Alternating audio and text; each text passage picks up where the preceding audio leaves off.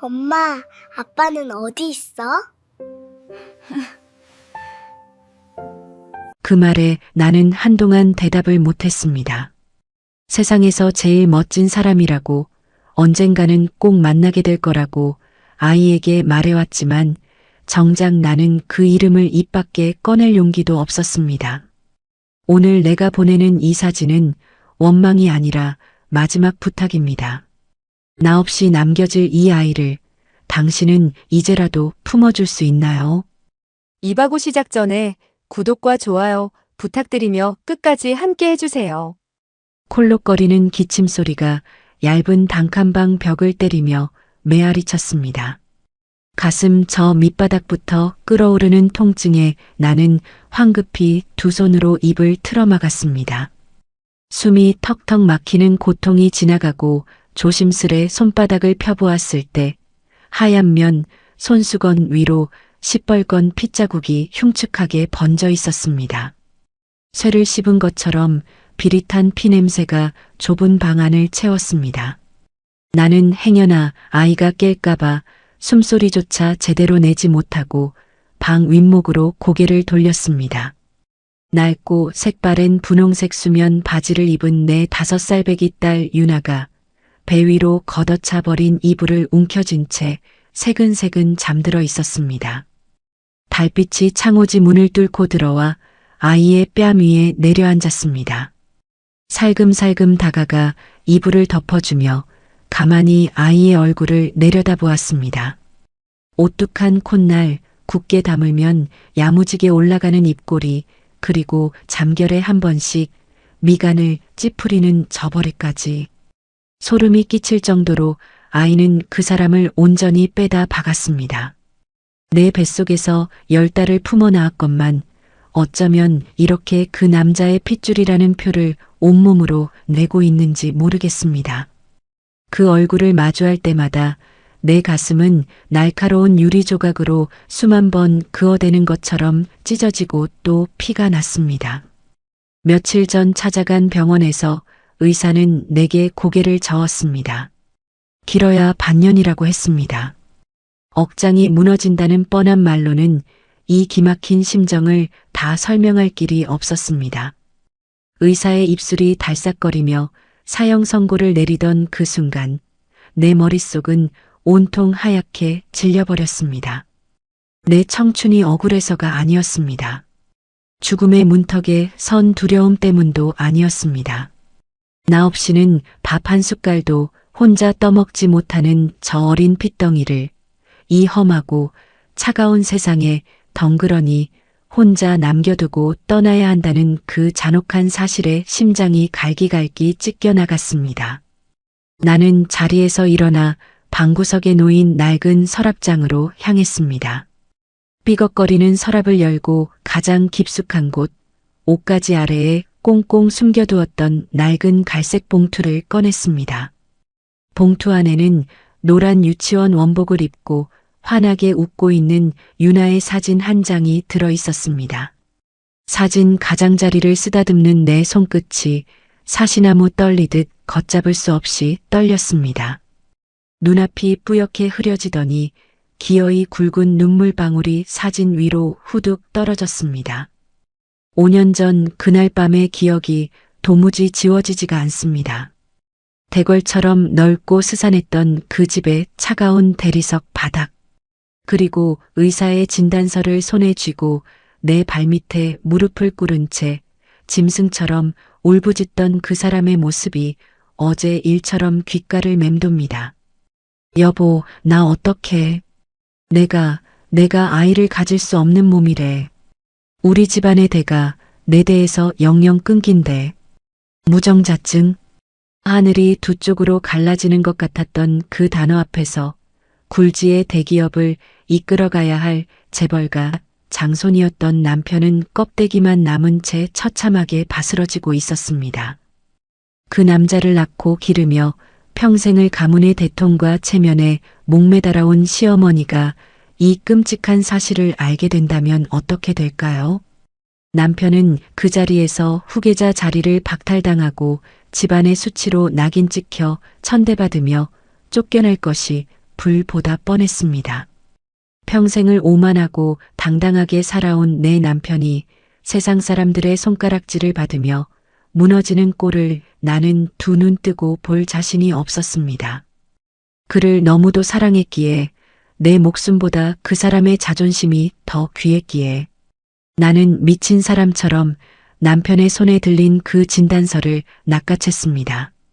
그리고 갈기갈기 찢어내 입속으로 우겨 넣었습니다. 서걱거리는 종이가 목구멍을 찢으며 넘어갈 때마다 쓰디쓴 눈물이 혀끝을 적셨습니다. 당신 몸은 아무 이상 없는 겁니다. 똑똑히 들어요. 아이를 못 갖는 건 전부 내 탓이에요. 내가 성녀라서 그런 거라고요. 그 지독한 거짓말이 내 인생의 숨통을 영원히 끊어놓을 줄 뻔히 알면서도 나는 남편을 살리기 위해 기꺼이 사약 같은 독배를 마셨습니다. 남편은 핏발선 눈으로 나를 올려다보며 덜덜 떨기만 할 뿐 아무 말도 하지 못했습니다. 그 비겁한 침묵조차 나는 온전히 품어주고 싶었습니다. 하지만 진실을 덮어쓴 대가는 상상을 초월하는 생지옥이었습니다. 다음 날부터 시어머니의 멸시와 구박은 내 영혼을 산 채로 파먹기 시작했습니다. 어디서 근본도 없는 성녀가 굴러들어와서 내 귀한 아들 앞길을 막아 내년이 감히 우리 집안대를 끊어먹을 작정이냐. 하루가 멀다고 밥상 위로 국그릇이 날아들었고 귀청을 찢는 폭언이 쏟아졌습니다. 펄펄 끓는 찬물이 내 다리 위로 쏟아져 화상을 입던 날에도 나는 비명 한 번 지르지 않고 입을 꾹 다물었습니다. 얼음장 같은 거실 바닥에 무릎을 꿇고 앉아 죄송하다는 말만 수천 번 앵무새처럼 되풀이했습니다. 남편의 꼿꼿한 자존심을 지켜주기 위해 나는 기꺼이 그 집안의 벌레가 되고 죄인이 되어 돌을 맞았습니다. 결국 참다 못한 시어머니의 강요로 이혼 서류에 도장을 찍어야 했습니다. 한겨울 외투 하나 걸치지 못한 채 쫓겨나듯 맨몸으로 대문을 나서던 날, 등 뒤로 들리던 육중한 철문 닫히는 소리는 내 가슴에 박히는 대못이었습니다. 돌아선 남편의 뒷모습을 보며 나는 길바닥에 주저앉아 하늘을 원망하며 짐승처럼 울었습니다. 단 한 번만 나를 붙잡아주길 바랐던 그 헛된 기대마저 산산조각이 났던 밤이었습니다. 하지만 하늘도 내 그 처절한 희생과 억울함을 불쌍히 여겼던 걸까요? 이혼 도장을 찍기 불과 2달 전 남편 몰래 지푸라기라도 잡는 심정으로 내 몸을 망가뜨려 가며 시도했던 마지막 시험관 시술. 남편의 상태가 너무 절망적이라 의사조차 성공률이 1%도 안 된다며 만류했던 그 시술이 내가 집에서 쫓겨나고 낡은 여관방을 전전하던 어느 날 기적처럼 내 뱃속에 뿌리를 내렸다는 사실을 알게 되었습니다. 두 줄이 선명하게 그어진 임신 테스트기를 부여잡고 나는 미친 여자처럼 방바닥을 뒹굴며 웃다가 또 소리 내어 울었습니다. 혼자 남산만 해진 배를 부여잡고 새벽 시장 국밥집 주방에 쪼그려 앉아 남의 밥그릇을 닦았습니다. 허리가 끊어질 듯 아파도 뱃속에서 꼬물거리는 아이를 생각하면 힘든 줄도 몰랐습니다. 그렇게 낳은 내 목숨 같은 딸 유나. 가난 속에서도 티 없이 맑게 자라주는 아이를 보며 나는 지난 5년의 세월을 악착같이 버텼습니다. 시장 한 구석에서 주워온 낡은 장난감 하나에도 세상을 다 가진 듯 웃어주는 내 딸. 내 피와 땀을 다 쏟아서라도 이 아이만큼은 반듯하고 구김살 없이 키워내겠다고 밤마다 다짐하고 또 맹세했습니다. 그런데 이제 와서 하늘은 내게 그 작은 약속마저 허락하지 않으려 합니다. 아이가 초등학교에 들어가는 뒷모습조차 볼 수 없다는 잔인한 현실 앞에서 나는 남은 자존심마저 모조리 버리기로 했습니다. 떨리는 손으로 모나미 펜을 꽉 쥐고 유나의 사진 뒷면에 꾹꾹 눌러 글씨를 적어 내려갔습니다. 당신을 쏙 빼닮은 우리 딸이야. 이 짧고도 기막힌 한 문장을 쓰기 위해 내가 삼켜야 했던 눈물이 모여 시퍼런 바다를 이루었을 겁니다. 거기에는 거창한 원망도 덧붙이지 않았습니다. 지난날 내가 대신 짊어졌던 그 억울함에 대한 호소나 보상 따위도 적지 않았습니다. 그저 피는 물보다 진하다는 그 뻔하고 낡은 말 하나에 내 아이의 남은 평생을 전부 걸어야 하는 애미의 처절한 심정뿐이었습니다. 당신이 나를 버렸어도 당신 핏줄인 이 아이만큼은 거두어 주기를 바라는 맹목적인 기도였습니다. 어스름한 새벽 안개가 골목길을 덮고 있었습니다. 나는 아이가 깰세라 살며시 방문을 열고 밖으로 나왔습니다. 얇은 스웨터 사이로 살을 애는 듯한 맵찬 바람이 파고들자 또다시 피 섞인 기침이 터져 나왔습니다. 가슴을 쥐어뜯으며 기침을 토해내면서도 내 발걸음은 골목 어귀를 향해 나아갔습니다. 저 멀리 가로등 불빛 아래 서 있는 낡고 빨간 우체통이 오늘따라 내 숨통을 조여오는 괴물처럼 무섭게 느껴졌습니다. 이 편지 봉투를 저 우체통 구멍 속으로 밀어넣는 순간 내가 평생을 바쳐 지켜주었던 그 남자의 견고한 성벽과 거짓된 평온도 이내 산산이 부서지게 될 겁니다. 우체통 앞에 선 내 두 다리가 후들거렸습니다. 눈을 질끈 감고 봉투를 밀어 넣었습니다. 봉투가 우체통 깊은 바닥으로 떨어지는 둔탁한 소리가 귓가를 때렸습니다. 그 소리와 함께 내 무릎도 바닥으로 꺾여버렸습니다. 차가운 시멘트 바닥에 주저앉은 채 나는 두 손으로 얼굴을 감싸고 소리 없는 오열을 터뜨렸습니다. 뜨거운 눈물이 손가락 사이를 타고 끊임없이 흘러내렸습니다. 이 사진이 며칠 뒤 당신의 그 넓고 차가운 회장실 책상 위에 놓이는 날, 5년 전대를 끊어먹었다며 당신이 매몰차게 내다버렸던 그 성녀가 실은 당신과 똑같은 눈을 가진 핏줄을 세상에 내놓았다는 그 기막힌 진실을 알게 되는 순간 당신은 과연 어떤 얼굴을 하고 있을까요? 당장이라도 나를 찾아와 무릎을 꿇고 지난 날을 후회해 줄까요?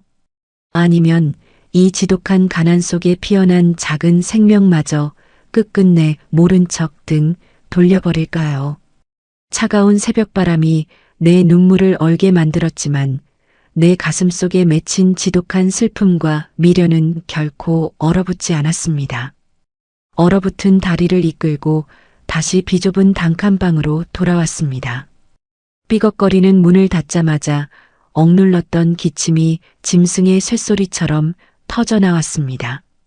입술을 꽉 깨물며 핏물을 삼키고는 방바닥에 쓰러지듯 누워 잠든 유나의 작은 등을 조심스레 끌어안았습니다.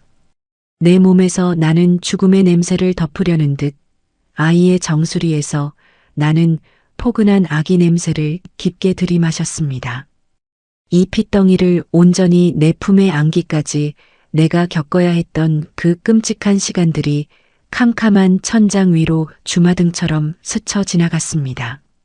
남편의 무정자증 진단서를 씹어 삼키고 내가 모든 짐을 뒤집어 쓰기로 결심했던 그날부터 대저택은 나에게 창살 없는 감옥이 되었습니다. 시어머니의 핍박은 날이 갈수록 교묘하고 잔인해졌습니다. 아침 식사 시간 수십 가지 반찬이 차려진 길고 화려한 식탁은 언제나 내게 사형대와 같았습니다. 어디서 근본도 없는 성녀가 들어와서 밥을 축내. 내년이 그 입으로 삼키는 밥알이 아깝지도 않으냐. 시어머니는 내가 들고 있던 밥그릇을 거침없이 바닥으로 쳐서 깨뜨렸습니다. 쨍그랑하는 파여름과 함께 하얀 쌀밥이 차가운 대리석 바닥에 흩뿌려지고 펄펄 끓는 미역국이 내 맨발 위로 쏟아졌습니다. 살같이 벌겋게 달아오르고 발등이 타들어가는 고통에 눈물이 핑 돌았지만 나는 비명조차 지르지 못했습니다. 그저 깨진 사기그릇 조각을 맨손으로 주워 담으며 죄송하다고, 죽을 죄를 지었다고 머리를 조아렸습니다. 내 손가락이 날카로운 단면에 베어 붉은 피가 바닥을 적셔도 그 커다란 집안에서 나를 불쌍하게 여기는 사람은 단 한 명도 없었습니다. 가장 나를 비참하고 처절하게 만든 것은 남편의 묵인이었습니다. 내가 끓는 국물에 화상을 입고 피를 흘리는 그 순간에도 남편은 식탁 끝에 앉아 시선을 아래로 깐 채 굳게 침묵했습니다. 나를 지켜주지 못하는 비겁함, 진실이 탄로 날까봐 두려워 떠는 그 남자의 얄팍한 밑바닥을 보면서도 나는 원망보다 짙은 연민이 앞섰습니다. 그래요. 내가 무너지면 평생 온실 속 화초처럼 살아온 이 사람의 세상도 끝난다는 걸 알았기에 나는 바보처럼 그 비겁한 침묵마저 사랑이라는 이름으로 껴안았습니다. 하지만 나의 맹목적인 희생은 결국 철저한 버림받음으로 끝을 맺었습니다. 시어머니는 기어이 내 앞에 서늘한 이혼 서류를 집어 던졌습니다. 내 아들 앞길 그만 망치고 당장 도장 찍어라. 위자료 한 푼 챙겨갈 생각일랑 아예 접어두고 흠집 난 몸으로 들어와서 우리 집안 망신시킨 죗값이라고 생각해. 도장을 찍던 날 밖에는 매서운 눈보라가 치고 있었습니다. 시어머니는 내가 입고 온 겨울 외투조차 그 집 돈으로 산 것이라며 몽땅 벗어두고 나가라고 명했습니다. 얇은 가을 카디건 하나만 걸친 채 나는 슬리퍼를 구겨 신고 쫓겨나듯 대문을 나섰습니다. 등 뒤로 육중한 철문이 닫히는 소리가 쾅 하고 울려 퍼질 때 내 안에 무언가도 함께 산산조각이 났습니다. 길바닥에 꿇어앉아 펑펑 눈물을 쏟으며 나는 수백 번도 넘게 뒤를 돌아보았습니다. 혹시라도 남편이 달려나와 나를 붙잡아주지 않을까? 미안하다고, 내가 다 잘못했다고 한마디만 해준다면 평생 지옥 같은 비밀을 안고 살아갈 수 있을 텐데. 하지만 굳게 닫힌 철문은 끝내 열리지 않았습니다. 갈 곳도 돈도 없던 나는 시장통 뒷골목에 있는 허름한 여관방을 전전해야 했습니다. 곰팡이 냄새가 코를 찌르고 외풍이 칼날처럼 파고드는 낡은 방이었습니다. 하루하루 굶어 죽지 않기 위해 뼈가 으스러지도록 식당 뒷주방에서 남이 먹다 남긴 밥을 긁어 먹으며 버텼습니다. 몸도 마음도 완전히 망가져가던 어느 날이었습니다. 며칠 전부터 속이 심하게 메스껍고 구역질이 나기 시작했습니다. 피비린내 나는 스트레스 탓에 위장이 상한 줄만 알았습니다. 하지만 달거리가 끊긴 지 2달이 훌쩍 넘었다는 사실을 깨달은 순간 내 심장은 터질 듯이 요동치기 시작했습니다. 이혼 도장을 찍기 직전 남편 몰래 지푸라기라도 잡는 심정으로 내 몸을 혹사해가며 시도했던 마지막 시험관 시술. 남편의 절망적인 상태로는 성공 확률이 1%도 안 된다며 의사가 고개를 저었던 그 시술이 머릿속을 벼락처럼 스쳤습니다. 나는 덜덜 떨리는 손으로 식당에서 값을 받은 구겨진 10,000원짜리 한 장을 쥐고 밤거리의 약국으로 미친 듯이 달려갔습니다. 여관방에 깨진 화장실 거울 앞에서 나는 플라스틱 임신 테스트기를 부여잡고 숨을 멈췄습니다. 1분, 2분. 피가 바싹바싹 말라붙는 것 같은 영겁의 시간이 지나고 하얀 막대기 위로 선명한 붉은 줄 2개가 떠올랐습니다. 임신이었습니다. 말도 안 되는 기적이 일어난 것입니다. 나는 차가운 타일 바닥에 주저앉아 짐승처럼 울부짖었습니다. 너무 기뻐서 그리고 너무 비참해서 미칠 것만 같았습니다. 하필이면 쫓겨나서 갈 데 없는 이 끔찍한 밑바닥 인생에 찾아온 귀한 생명이라니. 나는 테스트기를 방바닥에 내동댕이 쳤다가 다시 미친 듯이 주워 품에 안고 수없이 입을 맞췄습니다. 그때 방구석에 굴러다니던 노란 서류 봉투가 눈에 들어왔습니다. 내가 쫓겨나던 날 남편의 비서가 찾아와 적선하듯 던져주고 간 몇 푼의 위로금이 담겨 있던 봉투였습니다. 남편이 나와의 인연을 완전히 끊어내기 위해 보냈던 그 차가운 절연장 봉투 위에 나는 선명한 두 줄이 새겨진 테스트기를 조심스레 올려놓았습니다. 참으로 기막히고 잔인한 운명이었습니다. 나를 가차없이 버린 남자의 서류 위에서 그 남자의 유일한 핏줄이 시작되었음을 알리는 생명의 징표가 반짝이고 있었으니까요. 아가, 내 핏덩이 내 아가. 엄마가 지켜줄게. 무슨 일이 있어도 너만은 엄마가 살릴 거야. 나는 아직 납작한 배를 두 손으로 소중히 감싸 안으며 이 세상 모든 신들에게 피눈물로 맹세했습니다. 남편은 비겁하게 나를 버렸고 시어머니는 나를 저주했지만 이 작은 생명만큼은 내 뼈와 살을 깎아서라도 키워내겠다고 말입니다. 그때의 서러운 환희가 유나를 5살까지 반듯하게 키워낸 나의 유일한 원동력이자 굳은 살이 되었습니다. 방 안에 낡은 시계가 째깍거리는 소리를 내며 나를 다시 차가운 현실로 끌어다 놓았습니다. 의사가 말했던 반년이라는 시간이 목을 조르는 밧줄처럼 생생하게 느껴집니다.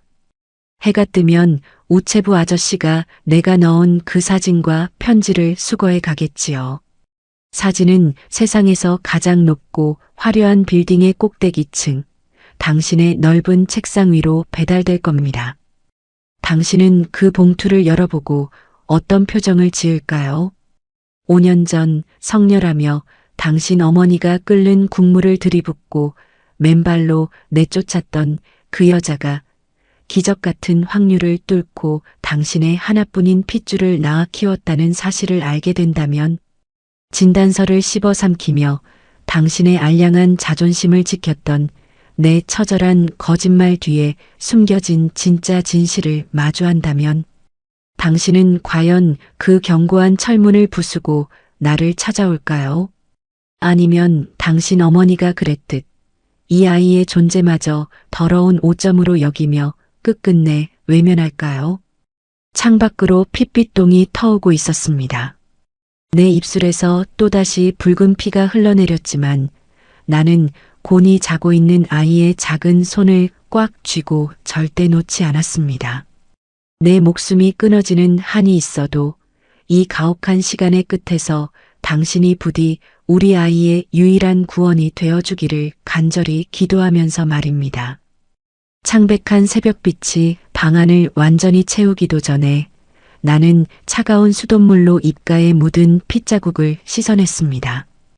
얼음장 같은 물이 손끝을 베일 듯 스쳐갔지만 가슴 한복판에 뚫린 커다란 구멍에서 불어오는 시린 바람에 비하면 아무것도 아니었습니다. 녹슨 양은 냄비에 물을 올리고 어제 시장에서 주워온 시든 콩나물을 다듬었습니다. 도마 위에서 칼질하는 내 손목이 앙상한 나뭇가지처럼 흔들렸습니다. 엄마, 맛있는 냄새나. 부스스한 눈을 비비며 일어난 내 5살 배기 딸 유나가 맨발로 아장아장 걸어와 내 허리춤을 와락 끌어안았습니다. 아이의 정수리에서 풍기는 따뜻하고 보송보송한 냄새가 내 얼어붙은 심장을 녹였습니다. 가스불을 끄고 뒤돌아 쪼그려 앉아 아이의 둥근 뺨을 두 손으로 감싸쥐었습니다. 내 거칠고 갈라진 손바닥에 아이의 보드라운 맨살이 닿을 때마다 나는 살아있음을 느꼈습니다. 그 사람을 꼭 빼닮은 짙은 쌍꺼풀과 맑은 눈동자를 가만히 들여다보자니 짐승처럼 울부짖으며 맨몸으로 쫓겨났던 5년 전의 상처가 다시금 생사를 찢는 듯 했습니다. 그 모진 수모를 겪고도 남편의 자존심을 지켜주겠다며 거짓부림 행세를 하고 쫓겨난 바보 같은 여자. 그게 바로 나였습니다. 여간방을 전전하며 식당 주방 바닥에 쪼그려 앉아 부른 배를 움켜쥐고 밤낮 없이 접시를 닦았습니다. 산통이 시작되던 날에도 내 곁에는 아무도 없었습니다.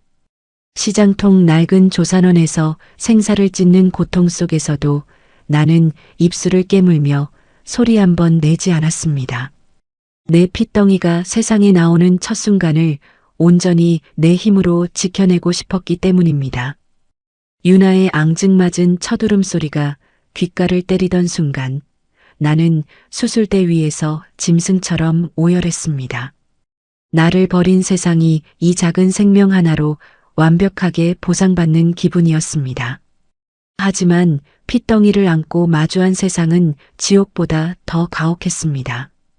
겨울이면 외풍이 칼날처럼 파고드는 단칸방에서 나는 체온으로 아이를 데우며 뜬 눈으로 밤을 지새웠습니다. 등에 아이를 포대기로 둘러엎고 시장통을 누비며 버려진 채소를 주워다 팔았습니다. 사람들은 아비 없는 자식이라며 혀를 쯧쯧 찾고 독한 애미라며 손가락질을 해댔습니다. 내 손등은 동상으로 검붉게 터지고 갈라져 피가 맺혔지만 등 뒤에서 까르르 웃는 유나의 숨결 하나면 그 모든 모욕이 봄눈 녹듯 사라졌습니다. 내 뼈를 갈아 넣어서라도 이 아이만은 반듯하게 키우겠다고 맹세했습니다. 하지만 내 안의 두려움은 가난보다 더 깊은 곳에 다리를 틀고 있었습니다. 바로 시댁이었습니다. 지금도 3년 전 그 억수같이 비가 쏟아지던 밤을 생각하면 온몸의 털이 쭉 뼛섭니다. 유나가 고열로 숨을 헐떡이던 날이었습니다. 돈 10,000원이 없어 발을 동동 구르다 결국 아이를 들쳐 업고 미친 듯이 대학병원 응급실로 뛰어갔습니다. 아이의 불덩이 같은 몸을 안고 접수처 앞을 서성이던 그때였습니다. 저만치 복도 끝에서 번쩍이는 구두를 신고 걸어오는 익숙한 무리를 발견하고 나는 숨이 멎는 줄 알았습니다. 나를 그 집에서 쫓아낼 때 서류를 던져주었던 남편의 비서실장이었습니다. 그 뒤로는 오만한 걸음걸이로 걸어오는 시어머니의 모습이 보였습니다. 병원 이사장과 인사를 나누는 그들의 목소리가 내 고막을 찢을 듯 날아와 박혔습니다. 심장이 입 밖으로 튀어나올 것 같았습니다. 만약 저들이 내 품에 안긴 이 아이를 본다면, 무정자증인 아들 대신대를 끊어먹었다며 나를 내동댕이 쳤던 시어머니가 기적처럼 태어난 집안의 유일한 핏줄을 알아본다면 그들은 당장 내 품에서 아이를 뺏어갈 것이 분명했습니다. 더러운 성녀 주제에 감히 우리 집안의 핏줄을 훔쳐갔다며 나를 감옥에 쳐넣고 내 목숨보다 귀한 유나를 영원히 내 눈앞에서 치워버리겠지요. 나는 비명을 지를 뻔한 입을 두 손으로 틀어막고 열에 들떠 칭얼거리는 아이의 얼굴을 외투로 꽁꽁 감쌌습니다. 그리고 뒤도 돌아보지 않고 응급실 문을 박차고 뛰쳐나갔습니다. 억수같이 쏟아지는 장대비를 온몸으로 맞으며 맨발이 찢어지고 피가 나는 줄도 모른 채 어두운 골목길을 향해 짐승처럼 달렸습니다. 엄마가 미안해. 우리 아가 엄마가 죽을 죄를 지었어. 빗물인지 눈물인지 모를 것이 뺨을 타고 흘러내렸습니다. 내 아이가 아파도 번듯한 병원조차 데려갈 수 없는 도망자 신세. 내가 남편의 자존심을 지키기 위해 선택한 멍해가 결국 내 아이의 목을 조르는 족쇄가 되어버렸다는 사실에 나는 길바닥에 엎드려 땅을 치며 통곡했습니다. 그날 이후 나는 철저히 세상과 담을 쌓았습니다. 혹시라도 그 사람들의 눈에 띌까봐 큰 길로는 다니지도 못한 채 숨죽여 쥐 죽은 듯 살았습니다. 그렇게 숨어 지낸 세월이 내 몸을 안에서부터 썩어 들어가게 만들 줄은 꿈에도 몰랐습니다. 발포 전부터 기침에 피가 섞여 나오기 시작했습니다. 그저 고된 노동 탓이려니 약국에서 산 싸구려 진통제 한 알로 버티며 식당 일을 나갔습니다. 그러다 펄펄 끓는 가마솥 앞에서 핑 도는 어지럼증과 함께 정신을 잃고 쓰러졌습니다. 차가운 병원 침대에서 눈을 떴을 때 흰 가운을 입은 의사는 나를 향해 사형 선고를 내렸습니다. 왜 이제야 오셨습니까? 폐가 이미 다 망가졌습니다. 길어야 6개월입니다. 마음의 준비를 하셔야겠습니다. 그 말을 듣는 순간 눈앞이 새하얗게 질리며 세상이 멈추는 것 같았습니다. 죽음이 두려운 것이 아니었습니다. 내 죽음과 동시에 천애고아로 길바닥에 내몰릴 내 아이, 내 가엾은 유나의 얼굴이 벼락처럼 떠올랐습니다. 선생님, 저 좀 살려주세요. 길게도 안 바랍니다. 딱 우리 유나 학교에 책가방 메고 들어가는 뒷모습 볼 때까지만, 그때까지만 살게 해주세요. 제발 부탁입니다. 나는 의사의 바지가랑이를 붙잡고 미친 사람처럼 애원하고 또 애원했습니다. 내 목숨을 갉아먹는 암세포보다 나 혼자 두고 떠나갈 엄마를 부르며 울부짖을 아이의 눈물이 내 가슴을 더 무참히 난도질했습니다. 아이에게 따뜻한 밥 한 술을 먹이면서도 나는 소리 없이 눈물을 삼킵니다. 오물오물 밥을 씹는 아이의 입술을 보며 나는 끝내 무너지는 가슴을 억누르며 결심을 굳혔습니다. 내가 그토록 피하고 싶었던 그 사람들, 내 인생을 시궁창으로 처박았던 시어머니와 나를 버리고 돌아섰던 비겁한 남편에게 내 목숨 같은 아이를 보내야만 합니다. 시계바늘이 아침 8시를 가리키고 있습니다. 내가 새벽녘 우체통에 넣었던 그 편지와 사진 한 장이 지금쯤 우체부의 오토바이에 실려 그 높고 차가운 빌딩 숲을 향해 달려가고 있을 겁니다. 나를 짓밟았던 시어머니의 철옹성 같은 대저택과 수천 명의 직원을 거느린 당신의 화려한 회장실 책상 위로 말입니다. 그 봉투가 당신의 손에 쥐어지는 순간 당신이 5년 동안 믿고 있던 모든 세상이 송두리째 뒤집히겠지요. 성녀라 욕하며 버렸던 여자가 당신과 똑같이 생긴 아이를 품고 있었다는 사실을 알게 될 때 당신은 과연 나를 찾아올까요?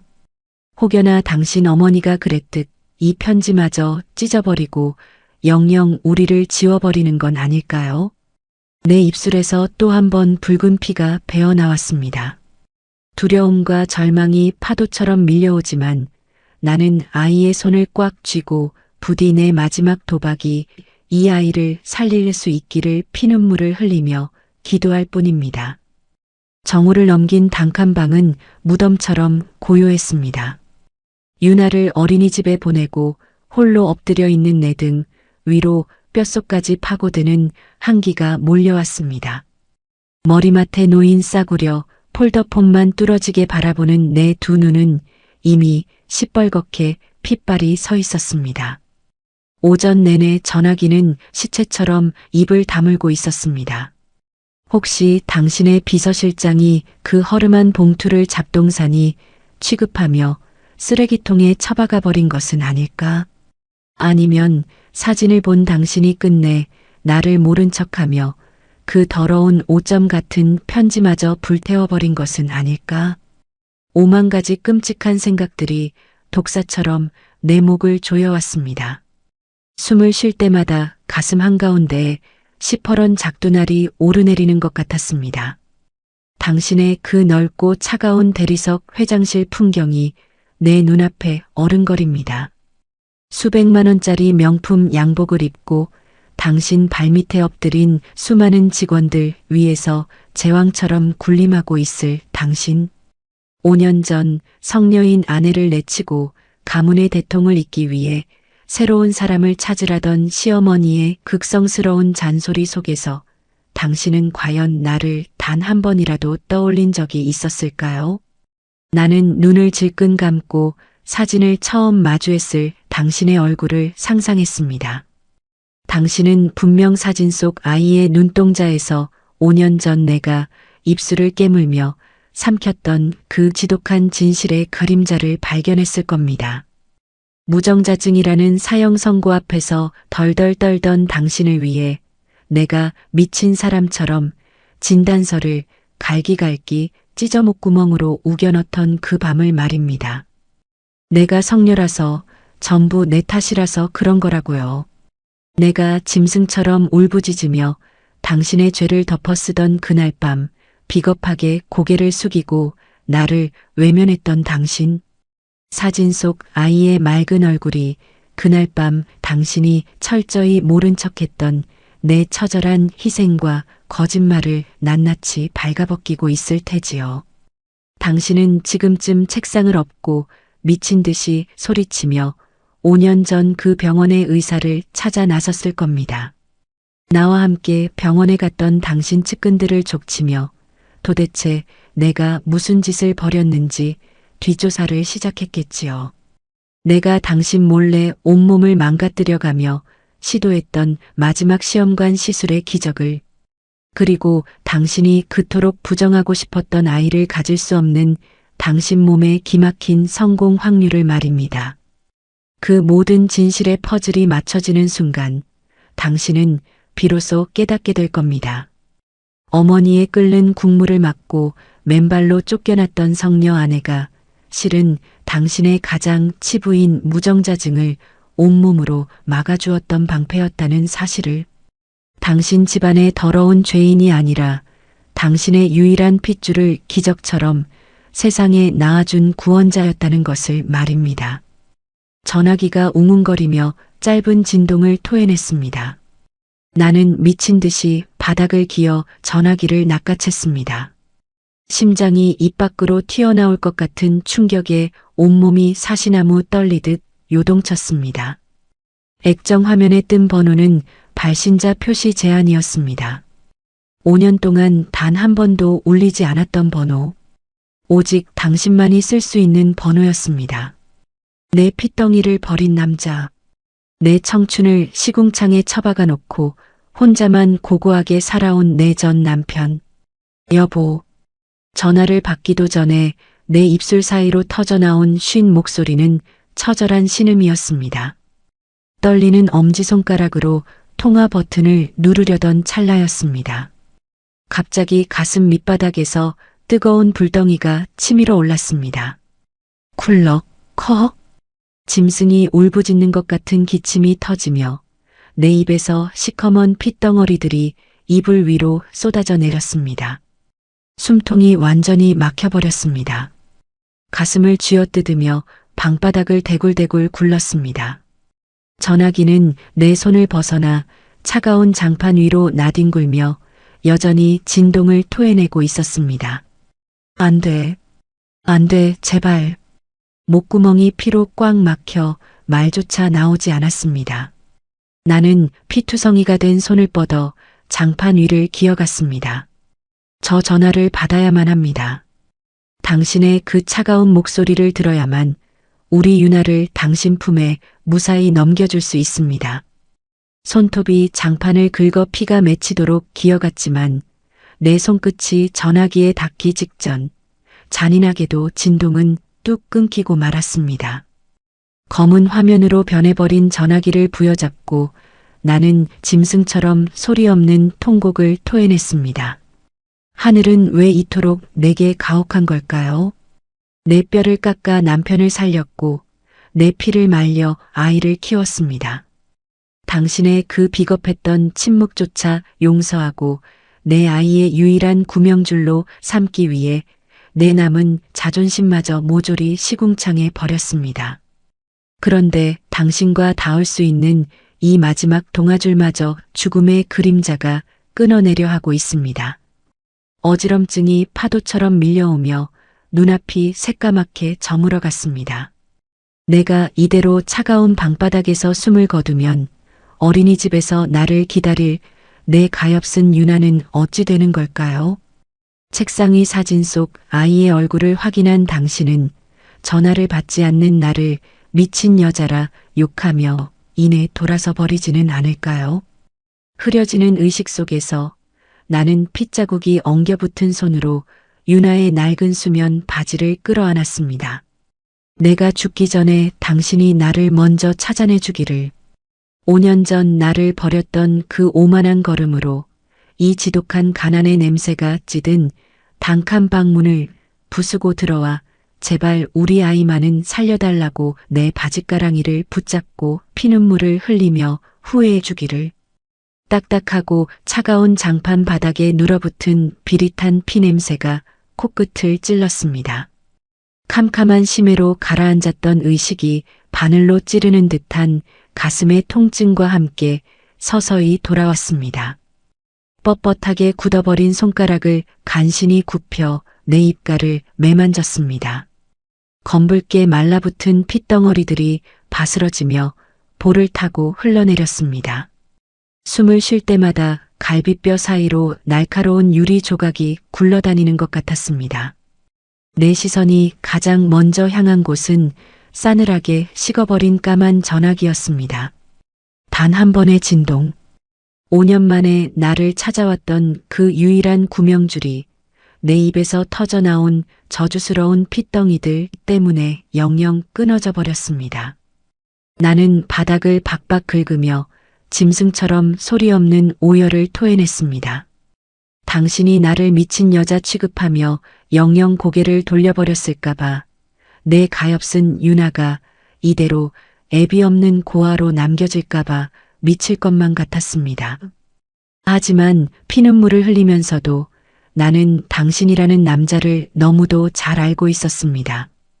당신은 참으로 의심이 많고 이성적인 사람이었지요. 그깟 사진 한 장과 받지 않은 전화 한 통으로 섣불리 핏줄을 인정할 위인이 아니라는 걸 나는 뼛속 깊이 깨닫고 있었습니다. 당신은 분명 그 끊어진 전화기를 집어 던지고 핏발선 눈으로 5년 전 우리가 마지막으로 함께 걸어 들어갔던 그 대학병원 진료실 문을 거칠게 박차고 들어갔겠지요. 지금쯤 당신은 멱살을 쥐어짜듯 늙은 담당 의사를 몰아세우고 있을 겁니다. 당신 자신이 무정자증이라는 사실을 그 누구보다 뼈저리게 알고 있으니까요. 당신은 내 사진을 집어던지며 미친 사람처럼 소리쳤을 겁니다. 말도 안 돼. 내가 무정자증 환자라는 걸 의사 당신도 똑똑히 알잖아. 그런데 어떻게 이 아이가 내 핏줄이라는 거야? 그 여자가 도대체 무슨 짓을 벌인 거냐고. 하지만 빛바랜 진료 차트를 꺼내든 의사의 입에서 흘러나오는 진실은 당신이 그토록 굳게 믿고 있던 절망을 산산조각 내버렸을 겁니다. 회장님, 기적이 일어났던 겁니다. 사모님은 집에서 쫓겨나기 직전 자신의 목숨을 걸고 마지막 시험관 시술을 강행하셨습니다. 회장님의 상태로는 성공 확률이 1%도 안 된다고 제가 그토록 말렸지만 사모님은 포기하지 않으셨습니다. 그리고 그 1%의 기적이 정말로 사모님의 뱃속에 뿌리를 내렸던 겁니다. 그 기막힌 사실 앞에서 당신은 과연 숨이나 제대로 쉬고 있을까요? 하지만 당신의 심장을 진짜로 도려낸 것은 아이의 기적이 아닐 겁니다. 의사는 당신의 뼛속까지 파고들 기막힌 진실을 하나 더 덧붙였겠지요. 사모님이 쫓겨나신 직후 임신 사실을 확인하러 이 병원에 혼자 오셨었습니다. 그때 사모님은 만삭의 몸으로 제게 피눈물을 흘리며 매달리셨습니다. 회장님의 어머니, 그 무서운 시어머니께는 끝까지 회장님의 병을 비밀로 해달라고 말입니다. 본인이 영원히 아이를 못 갖는 성녀로 집안의 대를 끊어먹은 죄인으로 남을 테니 제발 회장님만은 살려달라고 시어머니가 평생 이 사실을 모르게 해달라고 엎드려 비셨습니다. 당신은 비로소 깨달았을 겁니다. 진단서를 씹어 삼키며 당신의 죄를 덮었었던 내가 그 집에서 맨발로 쫓겨나 혼자 핏덩이를 품고 버려진 순간에도 당신의 자존심을 지키기 위해 세상의 모든 돌팔매를 홀로 맞았다는 사실을 말입니다. 당신 어머니가 펄펄 끓는 국물을 내 다리에 들이붓고 짐승만도 못한 취급을 할 때 비겁하게 고개를 숙이고 나를 외면했던 당신. 당신이 내민 이혼 서류에 도장을 찍으면서도 당신의 유일한 핏줄을 내 뱃속에 고이 품고 떠났다는 그 처절한 진실. 당신은 당신의 그 알량한 체면을 지키려다 세상에서 당신을 가장 사랑했던 여자와 기적처럼 찾아온 핏줄을 시궁창에 내다버렸습니다. 그 끔찍한 죄책감이 당신의 목을 졸라올 때 당신의 두 무릎은 결국 병원 바닥으로 속절없이 꺾이고 말았겠지요. 내가 길바닥에 주저앉아 하늘을 원망하며 흘렸던 그 짐승 같은 눈물을 이제는 당신이 쏟아내며 바닥을 뒹굴고 있을 겁니다. 당신이 그 지옥 같은 회한 속에서 허우적거리는 동안 나는 찢어지는 가슴을 부여잡고 자리에서 일어났습니다. 차가운 수건으로 바닥의 핏자국을 미친 듯이 닦아냈습니다. 곧 어린이집에서 돌아올 내 딸 유나가 이 끔찍한 죽음의 흔적을 보아서는 안 되니까요. 다리가 후들거려 몇 번이나 고꾸라졌지만 나는 이빨을 꽉 깨물고 버텼습니다. 해질녘의 골목길은 시리도록 차가웠습니다. 어린이집 문 앞에서 나를 발견하고 환하게 웃으며 달려오는 유나를 품에 안았을 때 나는 기어이 참았던 눈물을 터뜨리고 말았습니다. 따뜻한 아이의 체온이 내 죽어가는 몸을 덮여주었지만 째깍거리는 시간은 자비 없이 내 목숨을 갉아먹고 있었습니다. 엄마 울어? 어디 아파? 작은 손으로 내 눈물을 닦아주는 아이의 손등에 연거푸 입을 맞추며 나는 속으로 수천 번 수만 번 당신의 이름을 불렀습니다. 여보, 내 남편. 당신이 진실을 알게 되었다면 내가 당신을 위해 내 인생을 통째로 갈아 바쳤다는 사실을 이제라도 깨달았다면 제발 이 아이가 혼자 남겨지기 전에 나를 찾아와 주세요. 당신이 내 앞에 무릎 꿇고 피눈물을 흘리며 사죄한다면 나는 내 뼈에 사무친 이 지독한 억울함조차 모조리 묻어두고 당신을 용서할 수 있습니다. 우리 유나를 당신 품에 안겨줄 수만 있다면 나는 기꺼이 웃으며 눈을 감을 수 있습니다. 단칸방에 유나를 뉘어놓고 문 밖의 소리에 온 신경을 곤두세웠습니다. 쥐 죽은 듯 고요한 달동네의 밤 공기를 가르고 멀리서 무언가 육중한 것이 다가오는 소리가 들리기 시작했습니다. 갑자기 골목 어귀에서 자동차 타이어가 아스팔트를 날카롭게 긁으며 멈춰서는 파열음이 고막을 찢었습니다. 심장이 미친 듯이 요동치기 시작했습니다. 이 좁고 누추한 달동네 꼭대기에는 결코 어울리지 않는 무겁고 거친 엔진 소리였습니다. 그리고 곧이어 누군가 미친 듯이 비탈길을 뛰어 올라오는 다급한 발소리가 밤하늘을 찢어발겼습니다. 탁, 탁, 탁, 탁. 숨이 턱 끝까지 차올라 거칠게 헐떡이는 사내의 거친 숨소리. 한 번도 들어본 적 없는 처절하고 짐승 같은 발걸음이 내 단칸방 앞을 향해 똑바로 돌진해 오고 있었습니다. 내 손끝이 사시나무처럼 떨렸습니다. 나는 곤히 잠든 유나의 작은 등을 꽉 끌어안고 굳게 닫힌 낡은 방문을 뚫어지게 바라보았습니다. 거칠게 문고리를 틀어지는 소리와 함께 방문이 흔들렸습니다. 당신입니까?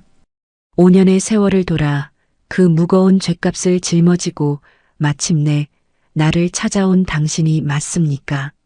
녹슨 문고리가 비명을 지르며 떨어져 나갈 듯 덜컹거리더니 이내 거친 파열음과 함께 낡은 나무 문이 활짝 열려 젖혀졌습니다. 매서운 밤바람이 열린 문틈을 타고 칼날처럼 밀려들어와 내 뺨을 때렸습니다. 덜덜 떨리는 숨을 부여잡고 힘겹게 고개를 돌린 내 두 눈에 이 누추한 달동네의 곰팡 내 나는 풍경과는 숨이 막힐 정도로 어울리지 않는 두 사람의 실루엣이 들어왔습니다. 거친 숨을 몰아쉬며 문지방에 서 있는 사람. 최고급 맞춤 양복은 땀과 먼지로 구겨져 있었고 단 한 번도 흐트러진 적 없던 정갈한 머리칼은 미친 사람처럼 산발이 되어 있었습니다. 그 뒤로는 화려한 밍크 코트를 걸친 채 사시나무 떨듯 몸을 가누지 못하는 늙은 여자가 서 있었습니다. 5년의 세월을 돌아 마침내 내가 파놓은 진실의 무덤 앞에 제 발로 걸어 들어온 나의 남편, 그리고 나의 시어머니였습니다. 방 안을 비추는 희미하고 깜빡이는 형광등 불빛 아래로 그들의 시선이 가장 먼저 가닿은 곳은 윗목에 낡은 담요를 덮고 웅크려 잠든 5살 유나의 작은 등이었습니다. 그리고 이내 그들의 시선은 바닥을 기어다니며 피를 토해낸 나의 처참한 몸뚱이와 미처 다 닦아내지 못해 장판 곳곳에 시뻘겋게 눌어붙어 있는 핏자국들로 향했습니다. 여보. 정적을 찍고 터져나온 남편의 목소리는 사람의 것이 아니었습니다.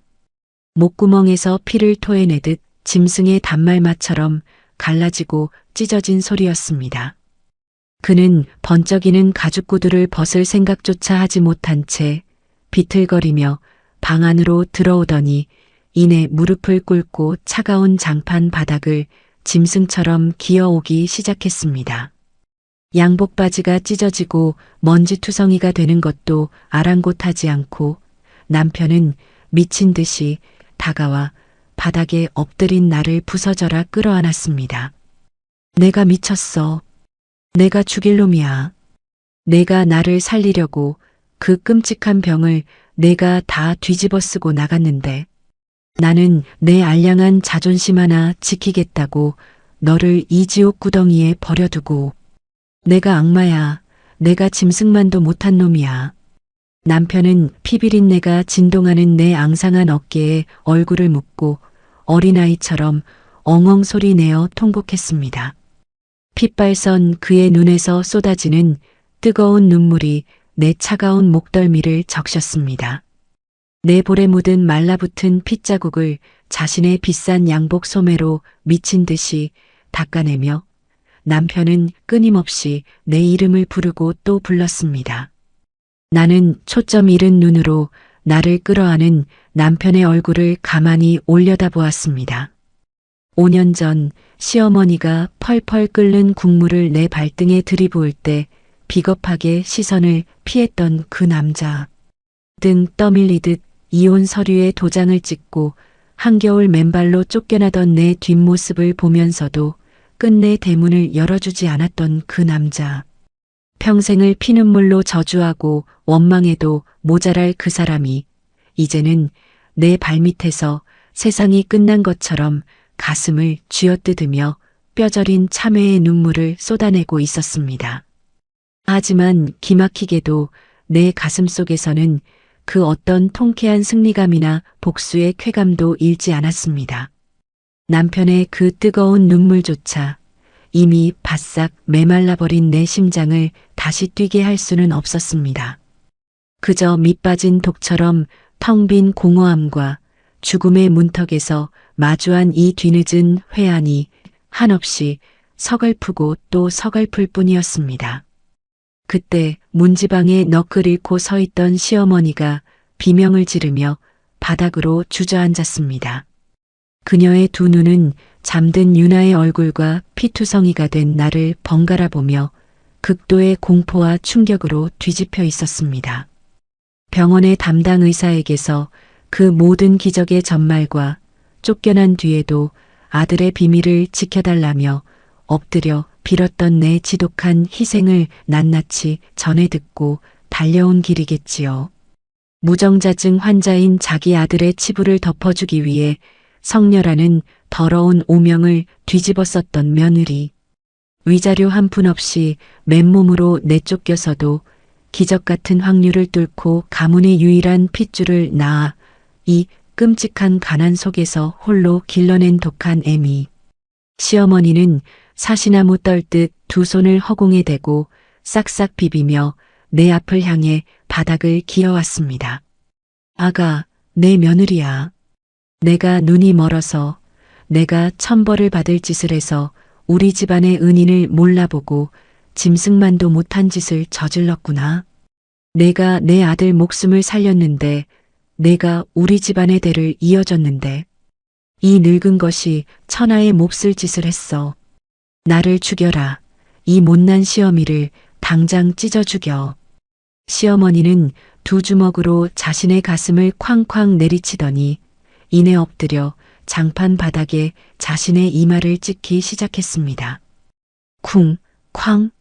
살이 찢어지고 뼈가 부딪히는 둔탁한 소리가 방 안을 울렸습니다. 화려하게 틀어 올렸던 머리가 산발이 되고 이마에서 붉은 피가 배어 나오는데도 그 늙고 교만한 여자는 멈추지 않고 자신의 뺨을 사정없이 후려쳤습니다. 나를 향해 쏟아내던 그 모진 폭언들, 차갑고 경멸에 찬 눈빛들이 지금 그녀 자신의 영혼을 산채로 물어뜯고 있는 것이 분명했습니다. 어머님, 바람 빠진 소리처럼 힘없는 내부름의 시어머니가 숨을 헐떡이며 고개를 들었습니다. 피와 눈물로 범벅이 된 그녀의 늙은 주름을 보며 나는 간신히 입꼬리를 올려 옅은 미소를 지어 보였습니다. 이제 와서 후회하면 무슨 소용이 있겠습니까? 내 몸은 이미 다 썩어 문드러져서 당신들이 아무리 금은 보화를 싸들고 와도 나를 살릴 수는 없습니다. 내가 피를 토하며 죽어갈 때 당신들은 그 대궐 같은 집에서 따뜻한 밥을 먹으며 내 존재를 까맣게 지우고 살았겠지요. 내 입에서 흘러나오는 잔인하고도 담담한 진실에 남편은 짐승처럼 앓는 소리를 내며 자신의 머리칼을 쥐어뜯었습니다. 나는 후들거리는 손을 뻗어 남편의 소매를 꽉 움켜쥐었습니다. 내 손톱이 그의 살갗을 파고들 만큼 절박한 힘이었습니다. 여보, 나는 당신을 한 번도 원망한 적이 없습니다. 내가 당신을 살렸으니 이제 당신이 내 아이를 살려주세요. 내가 덮었었던 그 지독한 억울함 다 잊고 조용히 눈을 감을 테니까 부디 우리 유나 눈에 눈물 나지 않게 거두어 주세요. 세상 천지에 저 아이 피부치는 이제 당신들 뿐이니까요. 나는 기침을 억누르며 남편과 시어머니를 번갈아 바라보았습니다. 내 목숨과 맞바꾼 처절한 희생을 그들이 평생 가슴의 대못처럼 받고 살아가기를 바라는 독한 저주이자 동시에 내 아이를 향한 맹목적인 사랑의 애원이었습니다. 남편은 내 손을 부여잡고 방바닥에 얼굴을 비비며 혼절할 듯 오열했습니다. 그 거대하고 처절한 참회와 속죄의 울음소리가 5년 동안 켜켜이 쌓였던 이당칸 방의 서러운 가난을 씻어내리듯 요란하게 울려 퍼졌습니다. 그들의 피눈물이 내가 겪은 지옥 같은 시간들을 위로하고 있을 무렵 바스락 방 안을 꽉 채우며 고막을 찢을 듯 울려 퍼지던 처절한 통곡 소리가 작은 소리 하나에 거짓말처럼 멈추어 섰습니다. 윗목에 깔아둔 낡고 얇은 담요가 바스락거리며 거치고 분홍색 수면 바지를 입은 내 5살배기 딸 유나가 부스스한 얼굴로 일어났습니다. 아이의 맑고 커다란 눈동자가 어두컴컴한 방 안을 천천히 훑쳤습니다. 장판 곳곳에 시뻘겋게 눌어붙은 내 핏자국들, 그리고 피투성이가 된 채 숨을 헐떡이는 엄마의 곁에 엎드려 짐승처럼 어깨를 들썩이는 낯선 아저씨와 할머니. 어린아이의 눈에는 이 모든 광경이 지옥의 한 장면처럼 무섭고 기괴했을 텐데도 유나는 울음을 터뜨리거나 뒷걸음질 치지 않았습니다. 아이는 맨발로 조심조심 걸음을 옮겼습니다. 쩍쩍 갈라진 차가운 장판 위를 딛는 아이의 작은 발소리가 내 심장 박동처럼 방 안을 울렸습니다. 내 곁에 무릎을 꿇고 엎드려 있던 남편이 인기척을 느끼고 천천히 고개를 치켜들었습니다. 눈물과 콧물로 범벅이 된 남편의 핏발선 두 눈이 자신을 향해 아장아장 걸어오는 작은 생명체와 허공에서 딱 마주쳤습니다. 남편의 입이 찢어질 듯 벌어졌지만 그 어떤 소리도 새어나오지 않았습니다. 숨을 쉬는 방법조차 잊어버린 사람처럼 남편의 몸이 돌처럼 굳어버렸습니다. 오뚝한 콧날, 굳게 다물면 야무지게 올라가는 입꼬리, 그리고 쌍꺼풀 짙은 맑은 눈망울까지. 자신을 소름 끼치도록 완벽하게 빼다 박은 핏줄이 지금 자신의 눈앞에 살아서 숨을 쉬고 있었으니까요. 유나는 남편의 바로 앞까지 다가와 우뚝 섰습니다. 그러고는 자신의 작은 두 손을 뻗어 공포와 경이로움으로 일그러진 남편의 뺨을 가만히 감싸주었습니다. 내 거친 손바닥과는 비교도 할 수 없이 부드럽고 따뜻한 온기가 남편의 차가운 눈물 자국을 훔쳐냈습니다. 아저씨가 우리 아빠야? 비좁은 단칸방에 무거운 공기를 가르고 나온 아이의 첫마디였습니다. 남편의 턱관절이 덜덜 떨리기 시작했습니다. 차마 대답할 용기조차 내지 못하고 짐승처럼 헐떡이는 남편을 향해 아이는 고개를 갸웃거리며 티 없이 해맑은 목소리로 말을 이었습니다. 울지 마. 우리 엄마가 그랬어.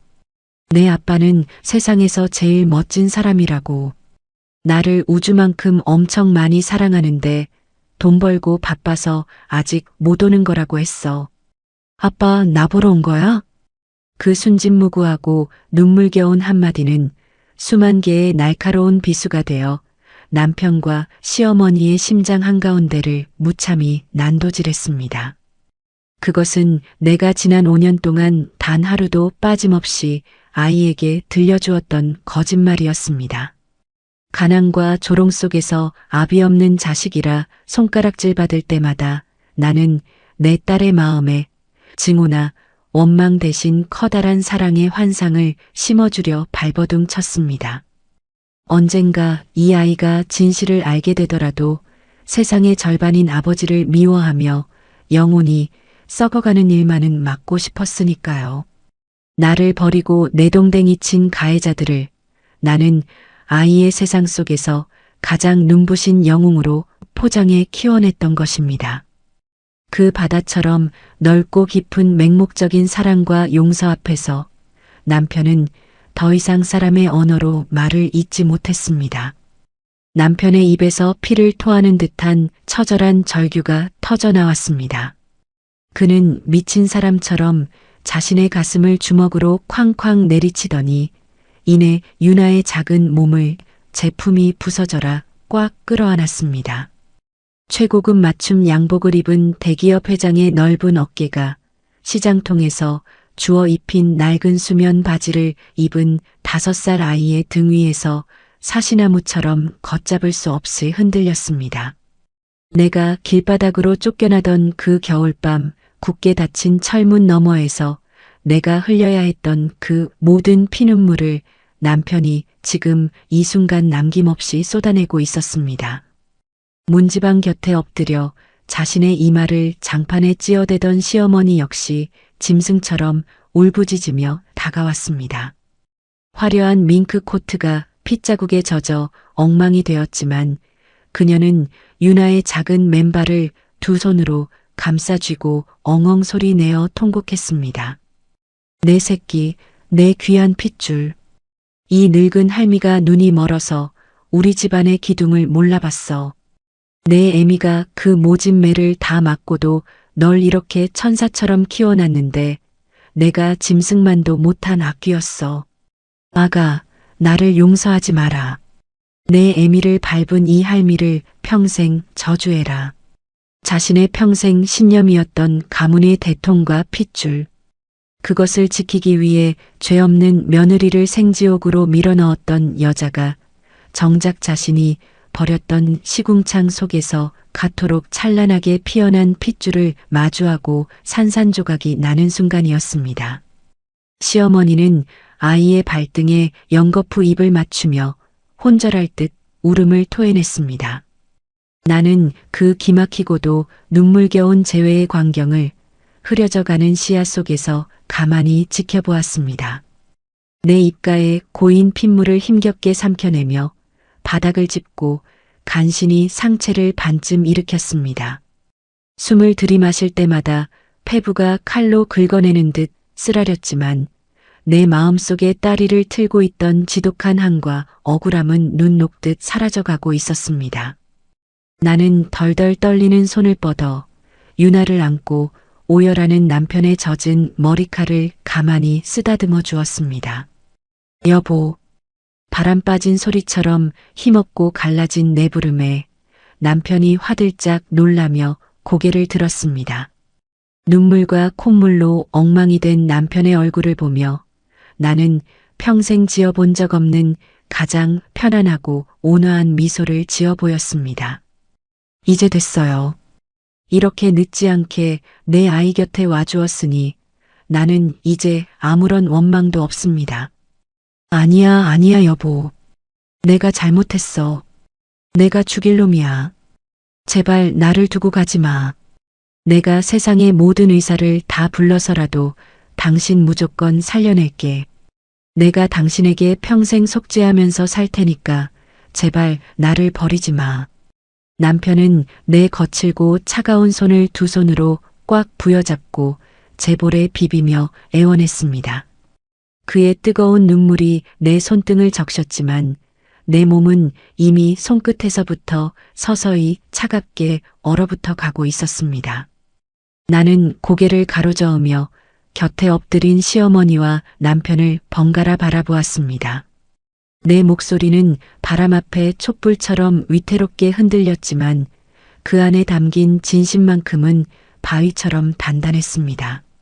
어머님, 내 남편, 우리 유나, 내 목숨과 맞바꾼 내 가엾은 딸입니다. 세상 천지에 저 아이 피부치는 이제 당신들 뿐입니다. 내가 당신들을 원망하며 덮었었던 그 독하고 서러운 억울함 다 이 방바닥에 내려놓고 갈 테니까 부디 우리 아이 눈에 두 번 다시 눈물 나지 않게 귀하게 지켜주세요. 그것은 내 삶의 마지막 유언이자 가해자들의 심장에 영원히 빼지 못할 속죄의 대못을 박는 거룩한 애원이었습니다. 나를 버린 사람들에게 아이를 맡겨야 하는 어미의 처절한 모순. 하지만 그들이 쏟아내는 저 피눈물 속에 담긴 진심을 보았기에 나는 마침내 내 아이의 온전한 성벽을 완성했다는 안도감을 느낄 수 있었습니다. 엄마, 눈 감지 마. 나 졸려. 엄마 품에서 잘래. 유나가 남편의 품에서 벗어나 내 곁으로 다가와 털썩 주저앉았습니다. 아이는 내 식어가는 가슴팍에 제 작은 머리를 기대며 칭얼거렸습니다. 핏자국이 묻을까 걱정할 틈도 없이 나는 남은 생명의 불씨를 모두 긁어모아 아이의 작은 등을 꽉 끌어안았습니다. 내 심장 위로 전해지는 아이의 따뜻한 체온이 그 어느 때보다 포근하고 눈부셨습니다. 우리 아가, 엄마가 사랑해. 아빠 손 꼭 잡고 씩씩하게 커야 해. 팽팽하게 당겨져 있던 내 생명의 끈이 마침내 툭 하고 끊어지는 소리가 귓가에 울렸습니다. 가슴을 짓누르던 지독한 통증과 숨막히는 고통이 거짓말처럼 아득히 사라지고 몸이 구름 위에 뜬 것처럼 한없이 가벼워졌습니다. 시야를 가득 채우던 비좁고 남루한 단칸방의 풍경이 서서히 포근하고 눈부신 하얀빛으로 물들어갔습니다. 나를 부르며 미친 듯이 절규하는 남편의 목소리와 땅을 치며 통곡하는 시어머니의 울음소리, 그리고 어렴풋이 들려오는 내 딸 유나의 숨소리. 그 모든 소리들이 까마득한 우주 너머로 흩어지듯 멀어졌습니다. 나는 입가에 부드러운 미소를 띤 채 오랫동안 나를 짓눌렀던 세상의 모든 무거운 짐을 내려놓고 서서히 깊고도 평온한 어둠 속으로 눈을 감았습니다. 숨이 멎고 심장이 차갑게 식어가는 그 순간 역설적이게도 내 영혼은 평생 느껴보지 못한 가장 따뜻하고 눈부신 봄날의 햇살 속에 안겨 있었습니다. 육신의 고통이라는 무거운 껍데기를 벗어던지고 허공으로 떠오른 나는 비좁은 단칸방 바닥에 쓰러져 있는 나의 초라한 몸뚱이와 그 곁에서 세상이 무너진 듯 절규하는 세 사람을 가만히 내려다보았습니다.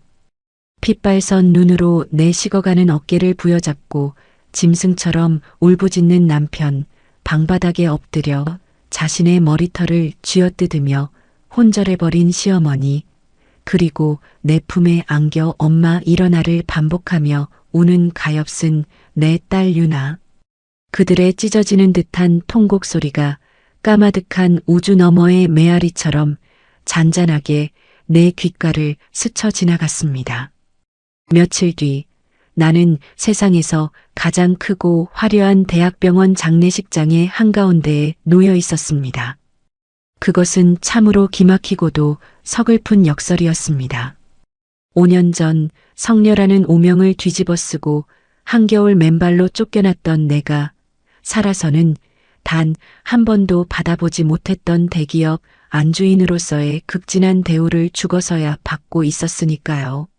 내 영정사진 주변으로는 수만 송이의 새하얀 국화꽃이 구름처럼 쌓여 있었고 전국에서 몰려든 수많은 조문객들이 내 영정 앞에 엎드려 고개를 숙였습니다. 하지만 그 거대한 장례식장을 채운 것은 향냄새나 화려한 화환이 아니었습니다. 그것은 내 남편과 시어머니가 토해내는 피비린내 나는 참회의 절규였습니다. 이 늙은 악기가 내 며느리를 죽였습니다. 집안의 은인이고 부처였던 내 며느리를 이 무식하고 잔인한 시어미가 길바닥으로 내쫓아 피를 토하고 죽게 만들었습니다. 검은 상복을 입은 시어머니는 조문객들의 시선 따위는 아랑곳하지 않고 장례식장 차가운 대리석 바닥에 주저앉아 쉼없이 자신의 가슴을 내리쳤습니다. 며느리에게 끓는 국물을 들이붓고 벌레만도 못한 취급을 하며 내쫓았던 오만방자한 재벌가 사모님의 모습은 온데간데 없었습니다. 그녀는 내 영정사진 앞을 떠나지 못한 채 곡기를 전폐하고 피눈물을 쏟아내며 자신의 죗값을 돈내반에 떠벌리고 있었습니다. 사람들의 수군거림과 손가락질조차 그녀에게는 스스로에게 내리는 형벌의 일부인 듯 했습니다. 남편은 흡사혼이 빠져나간 미라 같았습니다. 덥실룩하게 자란 수염과 푹 파인 볼, 초점 잃은 두 눈은 그가 굴지의 기업을 이끄는 회장이라는 사실을 아무도 믿지 못하게 만들었습니다. 남편은 유나를 제품에 부서져라 아는 채 밤낮으로 내 영정사진 앞을 지켰습니다. 하얀 상복을 입고 아빠의 품에 안긴 5살 유나가 고사리 같은 손으로 남편의 눈물을 닦아줄 때마다 남편은 숨을 쉬지 못할 만큼 격렬하게 오열했습니다. 여보, 미안해. 내가 당신을 버렸어. 당신이 내 병을 다 덮어쓰고 그 모진 수모를 당할 때 나는 비겁하게 숨어서 당신을 지옥으로 밀어 넣었어. 내가 당신을 죽였어. 내가 살인자야. 남편은 내 웃고 있는 영정사진을 부여잡고 수천 번, 수만 번 용서를 빌었습니다. 그의 찢어지는 눈물을 내려다보며 나는 허공에 손을 뻗어 그의 굽은 어깨를 가만히 쓸어내렸습니다. 비록 내 손길이 그에게 닿지는 않겠지만 나는 진심으로 그를 용서했습니다. 가해자를 향한 가장 잔혹하고도 완벽한 복수는 그들의 심장에 평생 잊지 못할 숭고한 사랑과 죄책감의 대못을 박아두는 것임을 나는 죽어서야 비로소 깨달았으니까요. 그렇게 시간은 무심히 흘러 어느덧 내 무덤가에 3번의 봄꽃이 피고 졌습니다. 나는 여전히 허공에 머물며 남겨진 내 사람들의 삶을 묵묵히 지켜보고 있습니다. 5년 전 나를 매몰차게 내쫓았던 그 차갑고 거대한 대저택. 이제 그 집의 가장 따뜻하고 볕이 잘 드는 중앙 거실에는 나의 위패와 환하게 웃는 사진이 세상에서 가장 귀한 보물처럼 모셔져 있습니다. 시어머니는 매일 아침 해가 뜨기도 전에 일어나 가장 먼저 내 영정 앞에 갓 지은 하얀 쌀밥과 맑은 미역국을 올립니다. 5년 전 내 발등에 쏟아부었던 그 펄펄 끓는 미역국 대신 이제는 눈물로 간을 맞춘 속죄의 밥상을 매일같이 내게 바치고 있는 것입니다. 늙고 쇠약해진 시어머니는 틈만 나면 내 사진 앞을 쓸고 닦으며 남은 생을 오직 며느리의 극락왕생을 비는 기도 속에 바치고 있습니다. 남편은 회장직의 무거운 짐을 절반 이상 내려놓았습니다. 수많은 회의와 출장 대신 그는 매일 아침 유나의 머리를 빗겨주고 직접 책가방을 메어주며 초등학교 정문 앞까지 아이를 배웅합니다. 내 목숨과 맞바꾼 내 분신 유나는 어느새 훌쩍 자라 아빠의 손을 잡고 까르르 웃으며 세상을 향해 씩씩하게 걸어가고 있습니다. 남편의 지갑 속에는 세상에서 가장 비싼 수표 대신 낡고 찢어진 종이 조각들이 투명한 테이프로 조잡하게 붙여져 들어 있습니다. 5년 전 내가 그의 자존심을 지키기 위해 입속으로 씹어 삼켰던 그 무정자증 진단서의 파편들입니다. 남편은 술에 취하는 밤이면 그 너덜너덜한 종이 조각을 꺼내 들고 소리 죽여옵니다. 유나가 깨지 않도록 제 입술을 꽉 깨문 채 사진 속 나를 향해 끝없는 미안함과 사랑을 고백합니다. 그는 평생 다른 여자를 품지 않을 것입니다. 오직 나라는 여자가 남겨준 기적 같은 핏줄의 아버지로서, 그리고 평생을 갚아도 모자랄 죄인으로서 묵묵히 그 죄값을 치르며 살아갈 것입니다. 그것이 내가 남편에게 내린 형벌이자 그가 나를 위해 선택한 눈물겨운 사랑의 방식입니다. 이제 나의 영혼은 솜털처럼 가벼워져 더 높은 하늘을 향해 날아오를 준비를 마쳤습니다. 원망도 미련도 지독했던 가난의 기억도 모두 저 아래 세상에 남겨두었습니다. 내 삶은 비록 짧고 고단했지만 내가 목숨을 바쳐 지켜낸 그 거짓말이 결국 가장 아름다운 진실이 되어 내 아이를 구원했으니 나의 희생은 결코 헛되지 않았습니다. 남겨진 국화 한 송이처럼 내 마음속에 응어리졌던 모진 원망도 그렇게 하얗게 정화되었습니다. 그날 내가 새벽 공기를 가르며 낡은 우체통에 밀어넣었던 편지 한 장은 꽁꽁 얼어붙었던 지옥의 문을 부수고 세상에서 가장 눈부신 구원의 꽃을 피워냈습니다. 여러분이라면 그 매서운 눈보라 속에서 나를 짓밟고 길바닥에 내다버린 사람들을 향해 끝내 용서의 손길을 내미실 수 있었을까요? 나를 죽음으로 몰아넣은 이들에게 분노의 칼을 꽂는 대신 내 살을 내어주고 그들의 심장에 지워지지 않는 사랑의 낙인을 찍은 나의 선택이 미련해 보이시나요? 하지만 나는 알고 있습니다. 그 어떤 지독한 복수보다 스스로 뉘우치며 평생을 무릎 꿇고 살아가게 만드는 용서야말로 가장 위대한 승리라는 것을 말입니다. 그 사람의 참에 섞인 눈물이, 그리고 내 딸 유나의 맑은 웃음소리가 잊었나 싶으면 또 바람을 타고 내 무덤가를 맴돕니다. 나는 이제야 비로소 평안히 두 눈을 감습니다. 상처로 얼룩졌던 나의 세상아, 나를 버렸고 또 나를 영원히 기억할 나의 가족들아. 이제는 부디 안녕히. 오늘의 이바고는 여기까지입니다. 끝까지 함께 해주셔서 감사드리며 구독과 좋아요 눌러주시면 놀라운 인생 사연들을 누구보다 먼저 무료로 만나보실 수 있습니다.